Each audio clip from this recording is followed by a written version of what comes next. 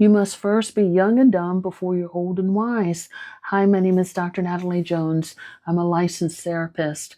I want to use this comment to respond. And the reason being is because I've been getting this comment over the last couple of days when people write to me and they ask questions. And he says, "This is one of the dumbest questions I've ever heard." And I want to use your comment. This is no disrespect towards the person who wrote this comment or anybody else who thinks this. But I want to use it. Um, a lot of people write in and ask me questions.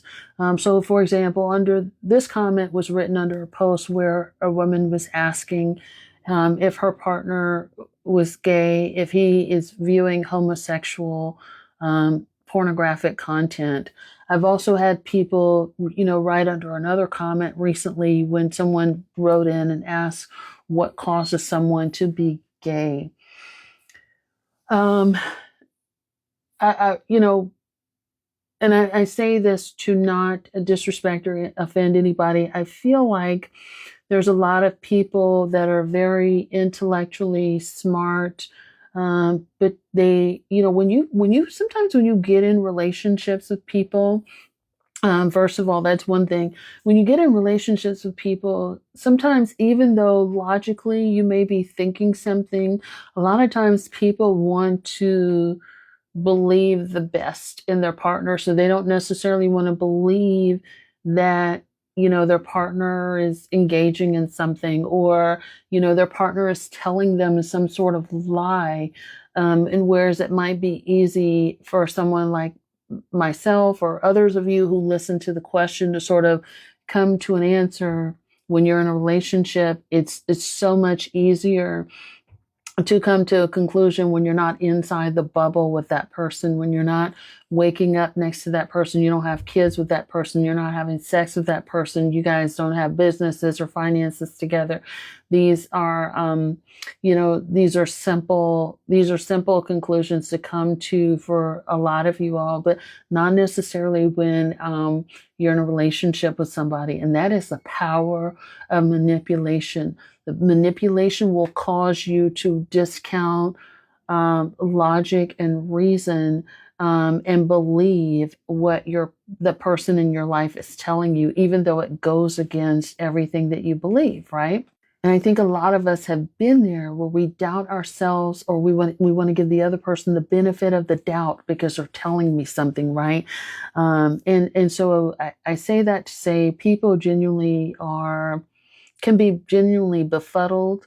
People genuinely want to learn, and they want to try to understand, and they want to maybe get the advice of a trusted professional because they may be so turned around in a relationship that they don't even believe or trust themselves anymore. And this happens across, this could be someone with a well-to-do degree, be a CEO, all kinds of things where people are just sort of writing, but they're genuinely trying to understand. They're trying to learn. And at the same time, they may have to come to an understanding in their relationship, and that could be very challenging for them. Or even trying to understand about themselves. So, and then there's that piece of it, right? But then there's also another piece, and this is sometimes something that I may struggle with, right?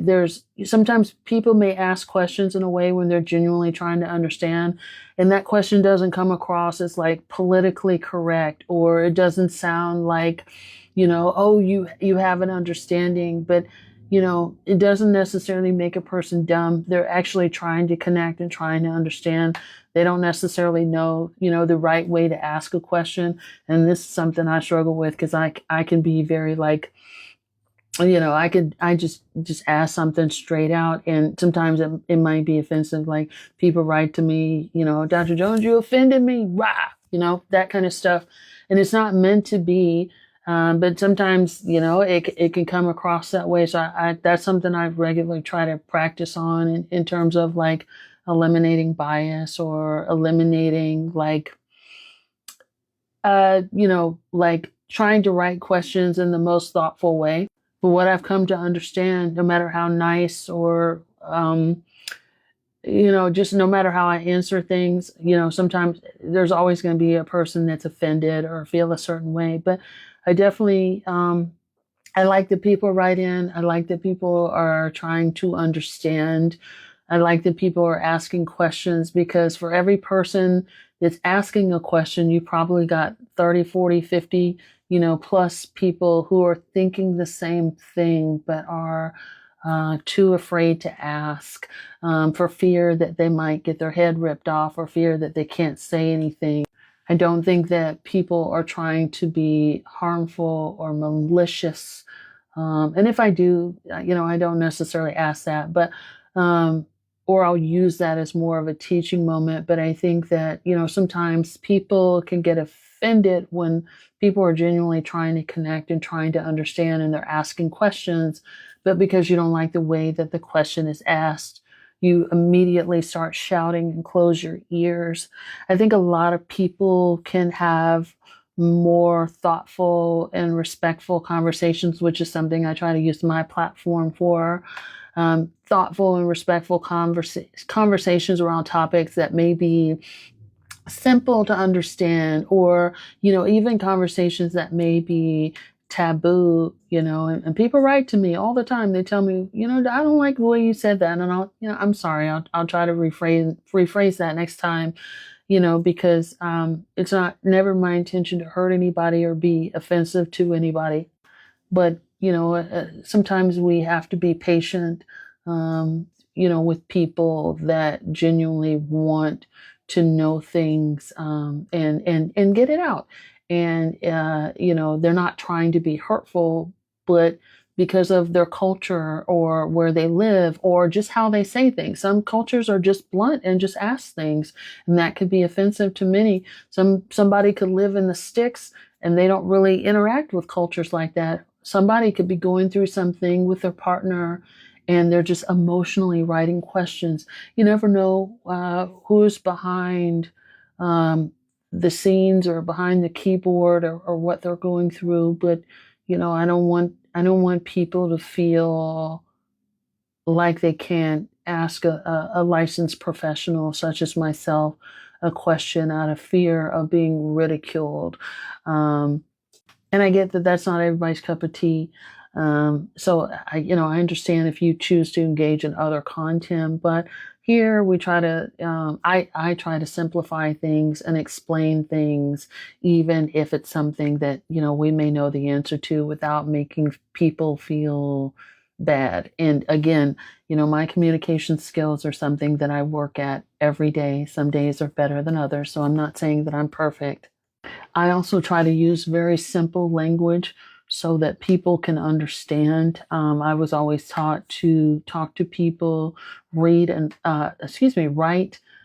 speak to people as if I'm speaking to third graders. So if you notice, I try not to use overly complicated jargon.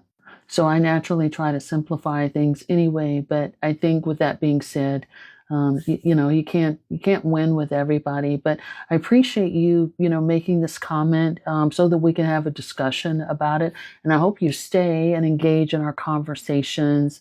And I hope that a lot more people can actually engage uh, with the questions, and with people who are genuinely trying to connect and trying to ask, even if it's said in a way that you don't like, as long as it's not like over the top offensive or hurtful or anything like that. And usually I'll try to moderate that some. It's fine. People talk junk to me all the time, and that's, I'm okay with that. But I try to be respectful to everybody, and hopefully you can participate in that. Maybe learn something, teach someone else something, and we can all learn from each other. So that's my goal. But thank you so much for sharing your thoughts, and I hope this helps. You guys take care.